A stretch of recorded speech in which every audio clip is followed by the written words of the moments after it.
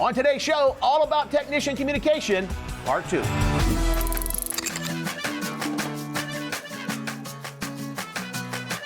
Now, last week we had Russ Horrocks in the studio to discuss technician communications. Today he will wrap up that conversation, so let's get started. Take it away, Russ. Service mindset's really important, but the operational mindset is just as important to complement that. You can talk about anything in the home if you have the right mindset. That's the cool thing. I can bring up any product, any service, anytime to anyone, anywhere, because I'm never trying to sell them anything. It's an incredible freeing experience when you operate from that mindset. I don't bring things up to sell them. I bring things up to let someone know it exists, explore it if they want to, give them additional information if they value it, and it compels them to act. If they choose not to act on the information, I'm fine with that. My intent was never to sell it to begin with. It protects me in so many ways, and it protects my homeowner. I don't get discouraged. I don't get frustrated. I don't stop bringing up products and services because the last person didn't value it. I continue to go to the next person, give them the benefit of all the information and professional skill that I have. And make sure I never feel an ounce of pressure. Make sure my customer never feels an ounce of pressure. It aligns me with my customers. It makes them feel safe. It helps me build an environment of success. They'll appreciate it. And they'll appreciate it so much, they'll reward you with something really special and really important, and that is their trust. So this operational mindset's a really important thing to get right. So hopefully all of you out there will think hard about how you go into the home and what you really are there to do. To sum up, we've talked about so far, you're there to give them an amazing experience to exceed expectations. You're there to serve them with complete and accurate information of all the things that they could do should those things be important to them. You're not there to bring in your opinion, your bias, the what would you do. How different are your customers than you? Vastly. There's so many variables. What people value, how people make decisions, how people communicate, how people think about their situation. You can have so many different situations that you're in. There is an infinite degree of variables in a home. And for you to go into a home and to think that someone thinks exactly like you, that's a big mistake. I often say to the classes that I teach, there's the golden rule that's often used in religious context, do unto others as you've had them do unto you. But in our world, horrible advice. I never, ever treat somebody how I want to be treated. I always look to treat them exactly the way they want to be treated. And that's how you get it right. That's how you connect with people. That's how you get the best possible outcome on every call. Stop being what you think people want to be and start being what people need you to be. When people call you, they call you with expectations and hope. They want to succeed. They want someone to come out that's professional, thorough, informative, that doesn't pressure them and gives them great information. But they're afraid you're going to be something else. What are they afraid that you're going to be? They're afraid you're going to be pushy, that you're going to be opinionated, that you're going to talk about things they don't want, they don't need, they don't care about, they can't afford. So they're on edge. And most technicians, unfortunately, validate their fears by being what the customer was afraid of. So we got to make sure that we understand the most important thing. There's something out there called ERO, or ERO. It's a relationship between the event, the response, and the outcome. In life, people say life's 10% what happens, 90% how you handle it. In business, we say the results we get are 10% the event and 90% the response. So the event would be the call we're on. The homeowner, the situation, the circumstances, that's the event. But the outcome of that event is 90% what we do. And the response is the sum of our knowledge, our skill, our experience, our attitude, and our mindset. And here's the hopeful thing about this equation I love so much, is that the response being 90% responsible for the outcome is a 100% something that we can grow in and get better at every single day of our lives. I think about the responses I'm capable of giving now in the home and the ones that I gave 20 years ago. It's embarrassing. It's laughable. I even think a year ago the responses I was giving versus what I do today. And I think, wow, look how much I've grown. And I can't wait to look at next year how far I've grown from today, and how much more skilled and knowledgeable and how much more experience I'll have, and how much more I can work to cultivate that perfect mindset, that operational mindset and attitude to give people an amazing experience where that response spawns, compels, and produces amazing outcomes. And every call, we're the difference. I was with a technician in Arizona 2 weeks ago, and we go to a home. It's about a 15-year-old house, and the technician quickly diagnosed we had a bad relay. And he was going to go in and price the relay and be done. And I said, look, this is a 15-year-old system. We owe that customer more information. Let's do a deep dive diagnostic on everything, and let's report back. And went back to the customer and said, look, your system's 15 years old. Were you aware of that? And they said, yes. And I said, how do you feel about that? And they go, well, we're a little bit nervous. And I said, I could imagine so. Has it been brought to your attention how old it was? And they said, yes, it has. And I said, what would you like to do? What is your hope?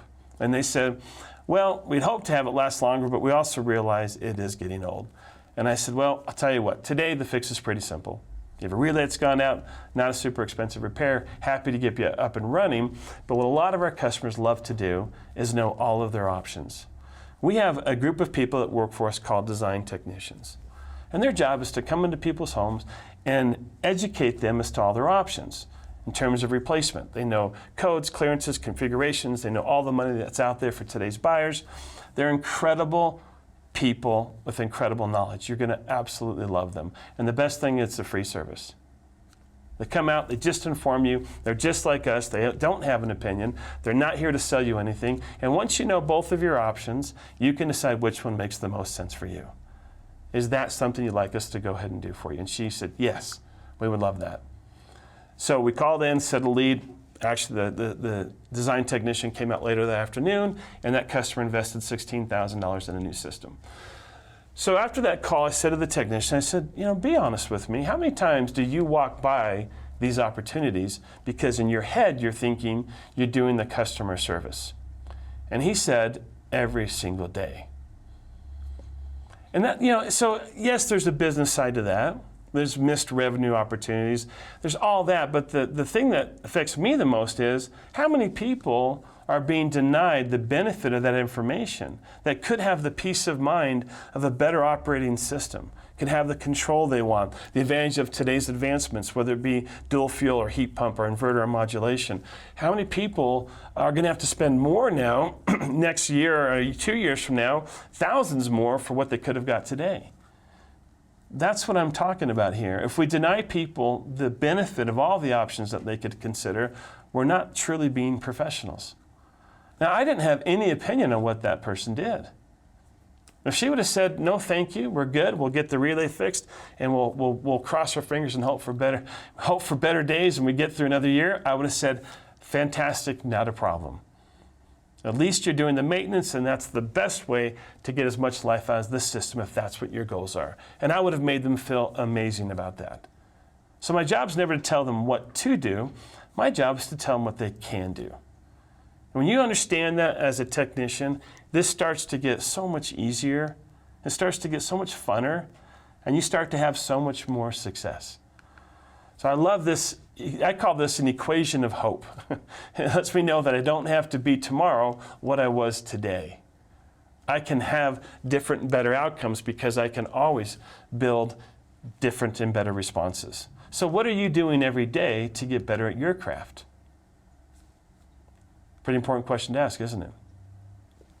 I commit to myself, even though I'm brought into every situation as the trainer, the coach, the expert.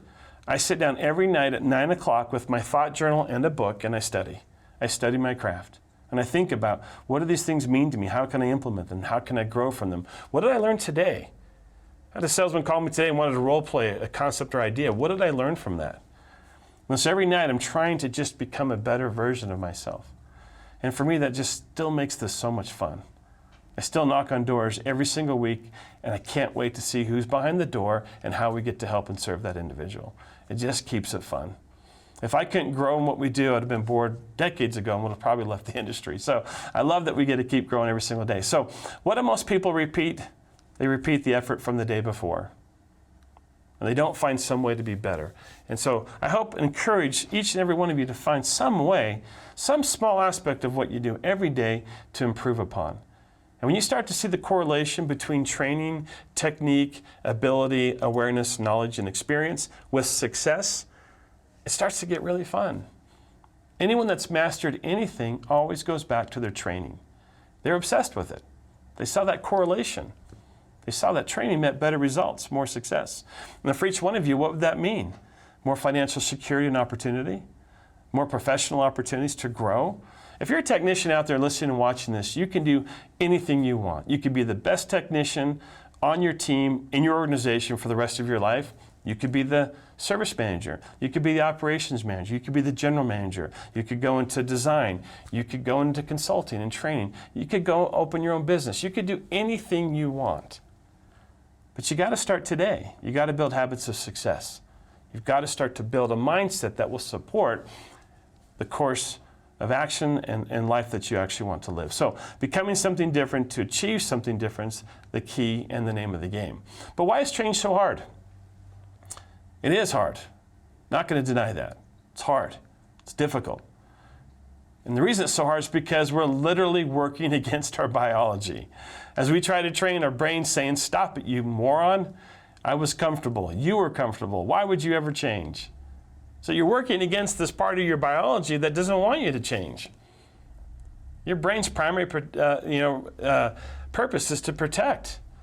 And when you're uncomfortable, your brain goes, I need to protect you. So if you understand this, it's half the battle. Just embrace that discomfort. Fight against that biology that's telling you to quit trying to change. And I've heard all the excuses in the world. I've made most of those excuses myself. It's too hard, it didn't work, I want to go back. I tried to change and my results were worse. I've heard every excuse in the world. That's just you telling yourself a story so you can go back to where you're comfortable, and your biology's behind that. Because I'm sure every one of you actually wants to get better. But the problem is the effort it takes, you let the biology determine that, and you listen to your own little lies you tell yourself, and you just fall right back into what you've always done. So I want to give you some techniques to how to change a little bit. My goal is to tell, I think there's 60, 70 companies on here. My goal is, no matter what your process is, to give you the skills, the tools, the information to execute your process better. I can't come on here and just outline what to do in the home because I have no idea who any of you are in your process that you have. But what I can do is show you how to execute your process better. I often equate it to golf clubs. The golf clubs matter, but they're not the most important thing. It's the golf shot that matters most. So while your process does matter, it's not the most important thing. It's what you do with it that matters the most. Some of you out there on a team with 10, 15, 20, 30 other technicians, you all have the same process. Why do you perform differently? That illustrates how important the process is.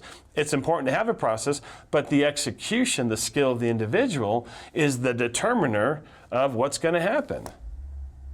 I've seen guys on teams where the top guy does 10 times what the bottom guy does. The bottom guy isn't denied the same process, knowledge, and information. The top guy just has so much more skill and technique. And that's really what I'm hoping to help you over the next couple of days is what is that skill and technique? What is that knowledge that you can bring to your process to allow you to be better at what you do? So let's talk a little bit how you can overcome some of those difficulties in change. One is you got to learn how to control your inner voice. The most important voice in your life is going to be your inner voice.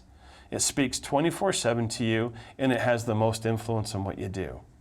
A lot of people think they can entertain negative thoughts, and they're not hurting anybody. But you are. You're hurting the most important person in your life, and that's you.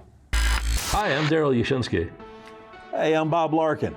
Many of our contractors meet with us monthly, and you, chances are, have met with us monthly. We found that members have deeper and greater needs. So we came up with Next Level Coaching, which is we meet a lot more often, and there is accountability to deal with some of the issues of money, growth, finding employees, having an exit strategy to get off this roller coaster. These are the issues that contractors want answers to, and we can provide those answers in Next Level Coaching. When you join Next Level Coaching, you're going to find solutions that are easy to implement and logical.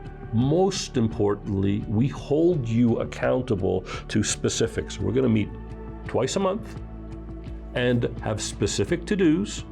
And with those specific to-dos, we're going to discuss and dive into your financials in a very granular way. You're going to have a clear budget. We'll be able to establish pricing. We're going to help you create leadership programs that build your people. We're going to help you find people. You may think of differing ways to engage employees that will keep them more involved by joining Next Level Coaching. So if you're interested in making more money, growing your company, finding good employees, and developing an exit strategy, give Dale and I a call. We'd be happy to talk to you about Next Level Coaching. And we're going to see you on the next level. Now that I'm getting older and my kids are mostly raised and I have grandkids now, I think back to my younger self, and I wish I would have taken better care of myself. I gave up a lot for my family. I gave up a lot of things I loved and cared about for my family, and I think it threw me out of balance. Because if I'm not the best version of me, how can I be the best for the people in my life that I love and that I care about and that I support? So you've got to not listen to that inner voice that can tear you down, because you are the most important person in your life. There's thought consequences. You can't just sit here and entertain negative thoughts about your company, expect to go out and perform at the best, highest level. It's not possible. You know, I know, because you're a human. So if you're sitting in your truck and you're entertaining why your company's so awful and how they limit your success and how you can't succeed because of the weather, the market, because of inflation, because of the cutthroat competitors, because of on and on and on it goes. If you're sitting there entertaining those thoughts, you're right. You'll never overcome them. You'll never get better. There's serious consequences to that way of thinking. One of the best statements I've ever heard about this is simply, for the man who says he can, nothing on earth can stop them. For the man that says he can't, nothing on earth can help him. And that's true. I've seen evidence of that every single day of my entire professional life. I love to ride with salespeople that say you can't sell in the zip code. You can't sell house flippers. You can't sell market leads. You can't sell home advisors. You can't sell Angie's List. On and on it goes. And I said, hey, can I go do it? Let me try. I don't know if I'm going to sell it or not, but I'm certainly going to learn. And I'm going to go in there feeling that there's got to be a way to be successful. And more often than not, I am successful. And the salesman's like, how did you do that? I said, well, I thought it was possible to begin with. That's where it all starts. It all starts here. The more I live in life, the more I realize the whole game's played right here. The 6 inches between your ear is where the whole game of life is played. So I bring this up because you need to learn thought discipline. If you don't have it now, get it. Make it a goal of yours. Tell yourself the right stories. Tell yourself the right narratives. Discipline your thoughts, minimize the consequences. It'll inspire you to do the right things, and you'll start to see the results. Many psychologists have published theories on relationships of thought, feelings, actions, and results. There's a Dr. Michelle May. She calls it TFAR, which is what I want to share with you. We've got Dr. Carol DeWick's book, The Mindset. She talks about the fixed mindset versus the growth mindset. Both great reads and good information. So I want to kind of share with you Dr. May's version of this.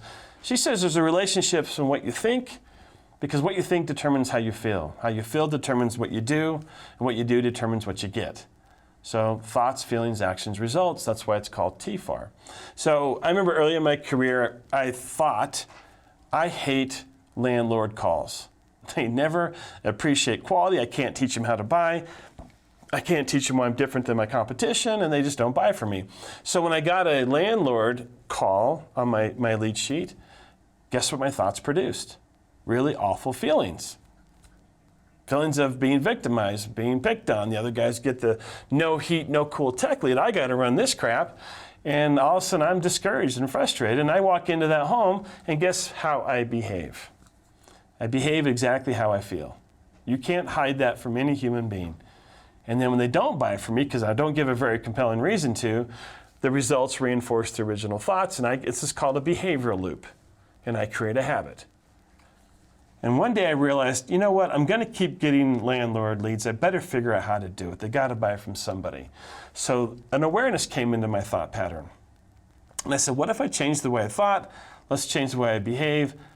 Let's see if I can get different results. So I adopted a new thought pattern. And I went to the next landlord call, and I said to myself the entire way there, I love landlords. I changed my identity by just changing the way I spoke. I am no longer a person that hates landlords. I now love landlords. And I just changed my thoughts. It's incredible the power of your thoughts. And I said to myself, landlords love us. They seek us out. We're the best value. We give them the most they could possibly get for the least amount of money. And I just kind of built my own new identity in my head as I headed to that call. And I felt good. When I got into that call, I said to the homeowner, let me guess, as a landlord, you want to get the most you possibly can for the least amount of money. Is that a safe way to put it? And the guy goes, yep, you nailed it. I don't live here. I don't give a crap. I said, I totally understand. And that's why landlords love us. And I went on to explain, we get that while you don't want to overspend, you also don't want pushback. You don't want to call on Christmas Eve, a tenant saying there's no heat, and you got to leave your family to go to try to figure that thing out. We understand that. And we know how to make sure that never happens. So I just all of a sudden started behaving differently.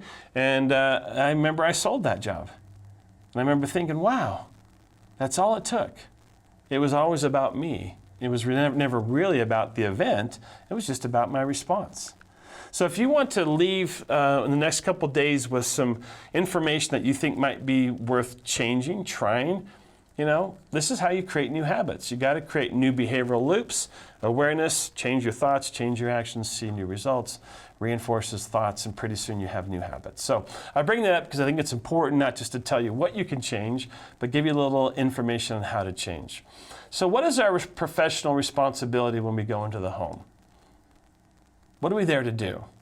I get we're there to diagnose. That's kind of why we exist. As technicians, we have to diagnose a system as to why it's not working or maybe why it's not performing. I understand that. But if you look at your professional responsibility as first and foremost to serve the customer, we start to get in that alignment mode, being on the customer's team. We're not on opposite teams. They hope to have success. I hope to have success. So let's get in the frame of mind where we can have success. So I like to think I'm not there to do something to them. I'm there to do something for them. And so I always prepare for every call I run. To this day, I prepare for every call I run. And I mentally prepare myself to get in the game. If you've seen the movie For Love of the Game, Kevin Costner calls it clearing the mechanism. Get your head in the game. And so I have a little kind of mental prep I do before I go into each call. A little card I kept in my visor, and I just kind of read through it and remind myself, what am I there to do? And the world kind of goes out of focus, and what I'm there to do becomes in focus, and that's when I can be at my best. And so the customers expect you to be able to diagnose. We've talked about that, but they don't expect you to be able to convey your findings in an impactful way. Most people don't have a high opinion of contractors. I mean, we all know that, People that have a relationship to the contracting world might think you're the salt of the earth and love you and appreciate you, but the average consumer doesn't have the highest opinion of contractors. And unfortunately, it's because of evidence from their life. I've had guys come to my home, and I thought, the second they got out of their truck, I thought, oh, heck no. I'm not going to give this guy a penny. I could just tell before he even got to my front door. So most of us have had experiences where we are very leery of contractors. And so when a contractor can actually be professional, act professional, start to give you an amazing experience, and deliver information with skill, without pressure, be informative, it's something impressive to behold.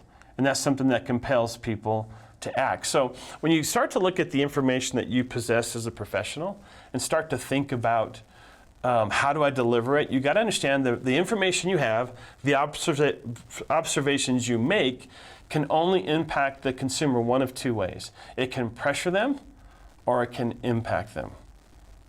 I'll let you guess which one we want. Well, I take a quick drink of water.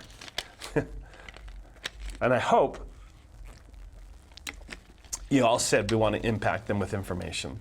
Because what do people do when they feel pressure? They got to get out of the pressure. They want to get away. They want to distance themselves from that pressure. So one of the terms that I've been using for my entire career, which is kind of a honest realization, not fun to hear, but it happens every day. When a customer looks at you and says, you are terrific, thank you for your time, wow, so much good information, got a lot to think about, do you have a card? We'll call you back. That's called being professionally fired. They felt the pressure of your information, not the impact of it. And the pressure wanted them to politely get rid of you, and quite often they do it in a complimentary way, but when you try to follow up with that customer, they're nowhere to be found. They won't pick up the phone, they won't let us back in, game's over. So think about how many times a customer's professionally fired you, and maybe think about why. So we want to find how do we deliver information with impact, what are the keys to doing that? So let me give you a quick example of how information sounds. So I'll do it one way, talking about duct clinging, where it pressures them, and I'll do it another way, talking about duct clinging, where it might impact them. So I'll tell you a story, kind of a customer, and I'll use them for the good example. But a bad example, which I hear all the time, a customer might say to you, hey, I'm looking for duct clinging, and right off the bat, the technician jumps in with what? Awesome. We recommend it to all of our customers.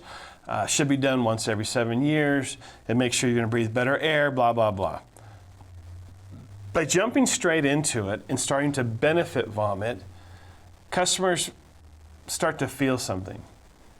Start to feel like, doesn't know anything about me, doesn't know why I want to do it, doesn't know anything about my situation. He's telling me why I should do it, he's recommending it, and for a lot of people, that translates to them as pressure. Like, I just had a question, I was just curious, and now I'm being pressured, and they start to dismiss the information because they don't want to feel that way. And the easiest way not to feel that way is dismiss the information as not valid or not important. And so when I get the question, hey Russ, what about duct clinging? I always start with a follow-up question. What brings you this, and why now? Why are you looking into it?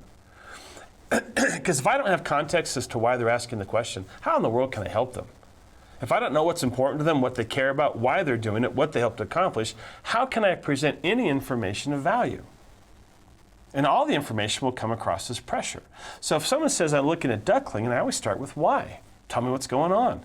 And we'll hear anything, won't we? Well, it's never been done. We've heard it's a good thing to do. Well, we've moved in, we have health concerns. We don't think the last homeowner ever did. Or we just had a new system put in a year ago. We didn't clean the ducts, we want to protect the system. Whatever it is, find out why and keep going deeper. Well, tell me why. Who does it impact? What do you hope to accomplish? What do you know about duct clinging? Have you looked in your ducts before? Has anyone ever talked to you before? Do you know what it takes to clean the ducts correctly? So there's a big difference between giving information in an impactful, responsive way versus a pressure, salesy way. And every time I've gone the pressure, salesy way, it's hit or miss. It's kind of a crapshoot, 50-50. But when I go the educational way, the impactful way, it's almost a guarantee. The customer connects, they adopt the information, they believe the information, they internalize the information, and they appreciate the way the information is delivered, and then they're compelled by the information. So when you pressure people, it sounds a very distinct way. When you don't pressure people, it sounds a very distinct way as well on that side. I even start to warn them, hey, look, be careful. Duct clinging is the most fraudulent part of our industry. There's nobody out there inspecting it. There's no codes. Since we're not dealing with gas or electricity, most people don't feel they have to write codes and standards for it, so there's a lot of fraud out there. You've probably seen those advertisements, $89 duct clinging. There's not a single good company on the planet would advertise that, because they know the second they get to your home and set up shop, they're going to come back and say, oh, that was for 3 supplies. You have 12. Would you like to clean the other 9? And now it's going to be an $800 price tag. Oh, that didn't include the return. Would you like to clean that? That's another $300. Oh, that didn't include the blower or the evaporative coil. Next thing you know, the $89 duct cleaning costs you $1,500. I tell homeowners this. I said, hey, look, if you're going to do it right or don't do it at all. And there's a way to do it right. There are good organizations out there. The National Air Duct Cleaning Association. There's NACA standards of certification of equipment that qualifies. Of people doing the right thing the right way. It's a very labor-intensive job. It should take 4, 5, or 6 hours. It should be upfront pricing. They should never come back for a single penny. So I'm educating people with purity of intent so the information can have the most impact it possibly can. So that's what it sounds like to talk with impact. So what is your craft?